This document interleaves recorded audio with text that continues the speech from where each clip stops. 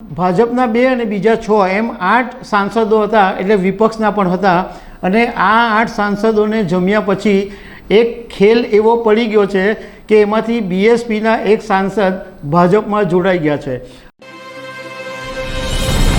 નમસ્કાર દર્શક મિત્રો, તમને યાદ હશે કે લગભગ 15 દિવસ પહેલાં પ્રધાનમંત્રી નરેન્દ્ર મોદીએ કેટલાક સાંસદોને લોકસભાની કેન્ટીનમાં જમણવાર માટે બોલાવેલા અને લગભગ ભાજપના 2 અને બીજા 6 એમ 8 સાંસદો હતા, એટલે વિપક્ષના પણ હતા. અને આ 8 સાંસદોને જમ્યા પછી એક ખેલ એવો પડી ગયો છે કે એમાંથી બીએસપીના એક સાંસદ ભાજપમાં જોડાઈ ગયા છે અને બીજા એક જે સાંસદ છે લેફ્ટ પાર્ટીના, એમને નોટિસ પણ આપવામાં આવી છે. તો એના વિશે તમારી સાથે વાત કરીશું. મારું નામ રાજેશ શાહ છે અને તમે જોઈ રહ્યા છો ખબરછે.com.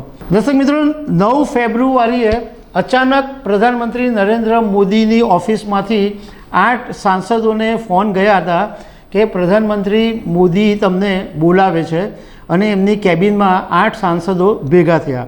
એમાંથી એક હતા બીજેડીના સસ્મિત પાત્રા, ટીડીપીના રામ મોહન રાયડુ, બીએસપીના રીતેશ પાંડે, ભાજપના એલ મુરુગન, બીએસપીના હિના ગાવિત, સાંસદ જામિયાંગ સારન અને કોન્યાક, એમ ટોટલ 8 જણાને પ્રધાનમંત્રી નરેન્દ્ર મોદીની કેબિનમાં બોલાવવામાં આવ્યા. 8 સાંસદો ભેગા થયા અને એ પછી પ્રધાનમંત્રીએ કીધું કે ચલો મારી સાથે.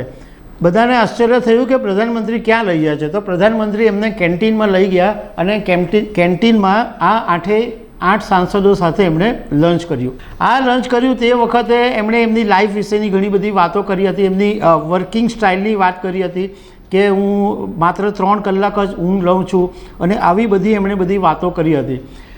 એ જ વખતે ભારે હોબાળો મચ્યો હતો અને આ જે ટીડીપીના સાંસદ છે રામ મોહન રાયડુ, એમની સામે એમની જ પાર્ટીએ ભારે વિવાદ ઊભો કર્યો હતો કે તમે પ્રધાનમંત્રી નરેન્દ્ર મોદી સાથે લંચ કરવા ગયા જ કેમ, અને એમને નોટિસ પણ આપવામાં આવી હતી.